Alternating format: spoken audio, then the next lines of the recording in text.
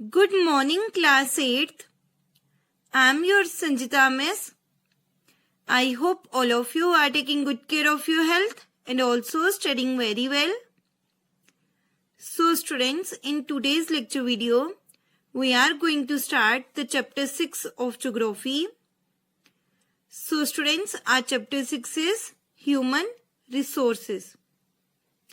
So students, जैसे कि आप सभी बच्चों को पता है कि प्रीवियस चैप्टर्स में हमने जो हमारे नेचुरल रिसोर्सेज हैं जैसे कि land, soil, water, natural vegetation, wild life, mineral and power resources, इन सब के बारे में जो है वो डिस्कस करा। सो बच्चे, इस चैप्टर में जो है हम ह्यूमन रिसोर्सेज के बारे में डिस्कस करेंगे। सो स्टूडेंट्स, जैसे कि आप सभी बच्चों ने जो चैप्टर 1 है रिसोर्सेज, उसमें ये पढ़ा था कि जो लोग हैं वो एक बहुत ही इंपॉर्टेंट रिसोर्स हैं। ऑल्सो आपने ये भी पढ़ा था कि जो लोग हैं वो अपनी नॉलेज, अपने स्किल्स और आइडियाज की हेल्प से जो है वो न्यू रिसोर्सेज को जो है वो क्रिएट करते हैं।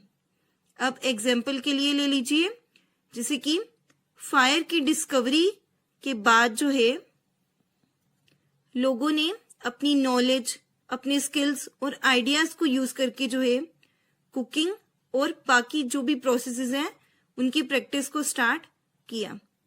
इसी तरह से जब व्हील की इन्वेंशन हुई उसके बाद जो है लोगों ने अपनी नॉलेज, अपने स्किल्स और आइडियाज को यूज करके जो है न्यू मोड्स ऑफ ट्रांसपोर्ट जो है उन्हें डेवलप करा। सो इस सब से क्या पता चलता है कि जो लोग हैं वो एक बहुत ही इंपॉर्टेंट रिसोर्स हैं। सो स्टूडेंट्स, इस चैप्टर में हम यही पढ़ेंगे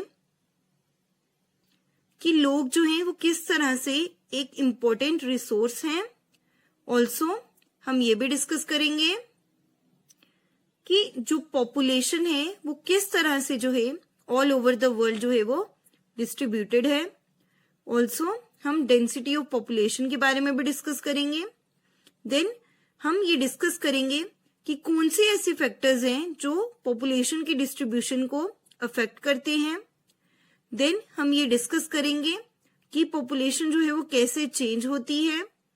देन हम पॉपुलेशन कंपोजिशन के बारे में भी डिस्कस करेंगे। So students, people are a nation's greatest resource. क्या कह रहे हैं कि जो लोग हैं वो एक नेशन के सबसे बड़े रिसोर्स जो है वो होते हैं। यानी कि लोग जो हैं वो एक नेशन की, कंट्री के सबसे बड़े जो है वो रिसोर्स होते हैं।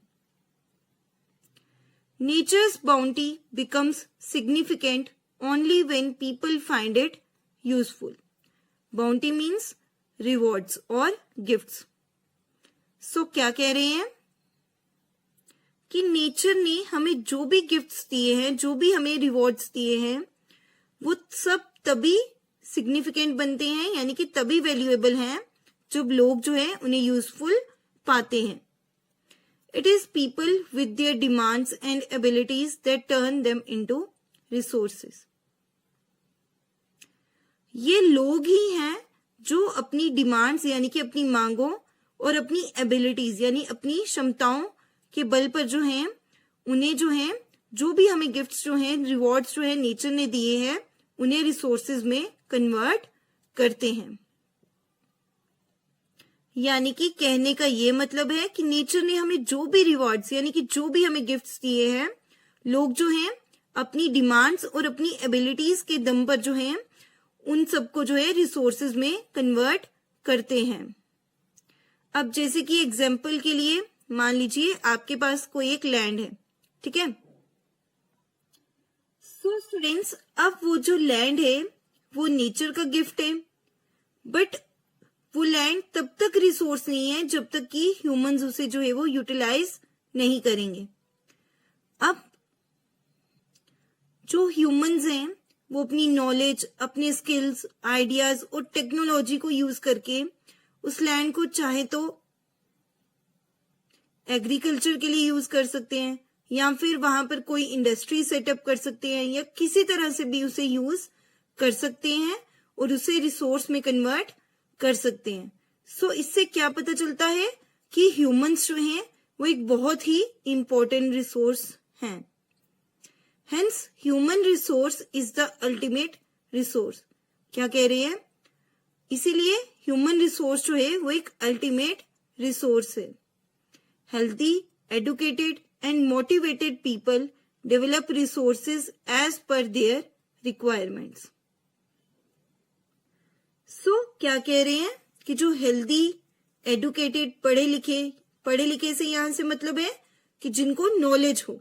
सो क्या कह रहे हैं कि जो हेल्दी, एडुकेटेड और साथ ही साथ जो मोटिवेटेड लोग हैं वो डेवलप करते हैं रिसोर्सेज को अपनी रिक्वायरमेंट्स, अपनी जरूरतों के हिसाब से।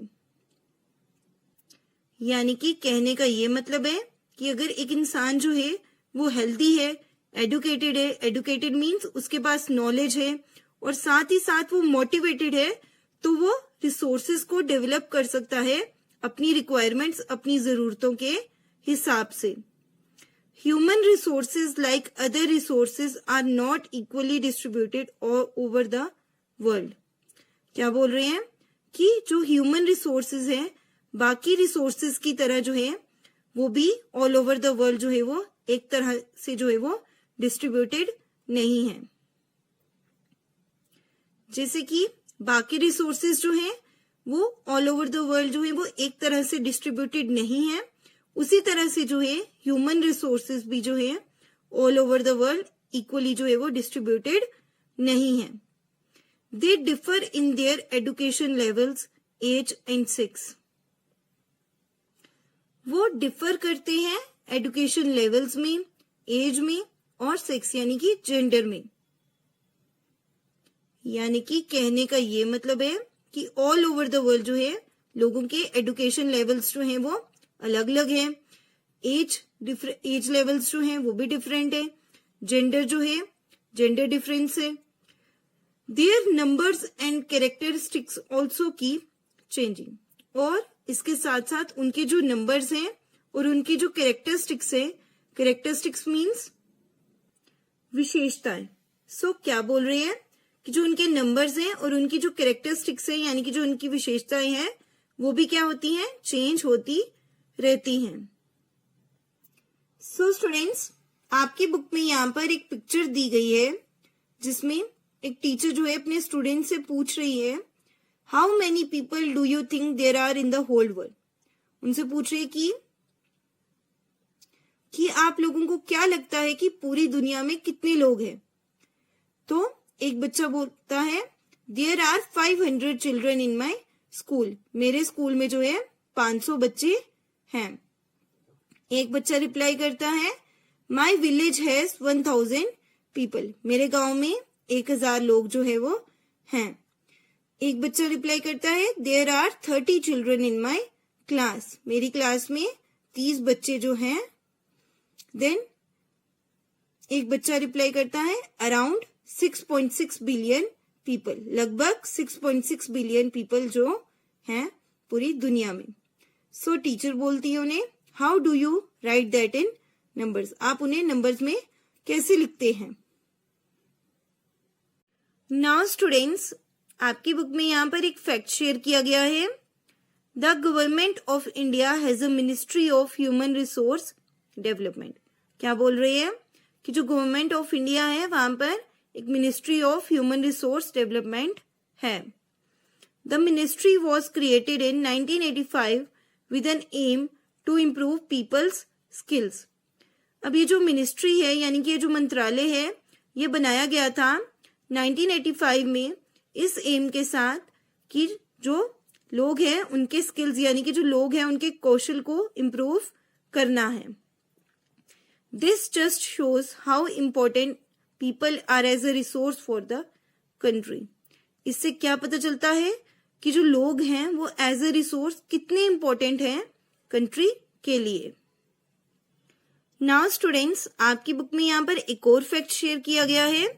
प्रधानमंत्री कौशल विकास योजना PKVY was started in 2015, aiming to train 1 crore Indian youth from 2016 to 2020. So, क्या बोल रहे हैं कि जो प्रधानमंत्री कौशल विकास योजना है वो स्टार्ट की गई थी 2015 में इस एम के साथ कि 1 करोड़ जो है इंडियन यूथ को ट्रेन करना है 2016 से लेकर 2020 तक. The objective of this scheme is to encourage aptitude towards employable skills by giving quality training to probable and existing wage earners. अब ये जो स्कीम है इसका मेन ऑब्जेक्टिव यानी कि इसका मेन एम क्या था कि एनकरेज करना एप्टीट्यूड एम्प्लॉयबल स्किल्स के टूवर्ड्स जो प्रोबेबल और एग्जिस्टिंग वेज अर्नर्स हैं उन्हें क्वालिटी ट्रेनिंग देकर. यानी कि कहने का ये मतलब है कि इस स्कीम का मेन ऑब्जेक्टिव मेन एम क्या था कि क्वालिटी ट्रेनिंग जो है वो प्रोवाइड करना प्रोबेबल और एग्जिस्टिंग वेज अर्नर्स को. सो स्टूडेंट्स, आज के लेक्चर वीडियो में हमने जो हमारा ज्योग्राफी का चैप्टर 6 है ह्यूमन रिसोर्सेज उसके बारे में जनरल इंट्रोडक्शन जो थी वो डिस्कस करी. सो स्टूडेंट्स, आई होप आज के लेक्चर वीडियो में आपको जो भी पढ़ाया गया है वो आपको अच्छे से समझ आ गया हो. फिर भी अगर किसी भी बच्चे को कुछ डाउट हो, कुछ समझ नहीं आया हो, तो बच्चे जब आपकी चैट ओपन करी जाएगी तब आप अपने डाउट्स वहां पर पूछ सकते हैं. Thank you students, have a nice day.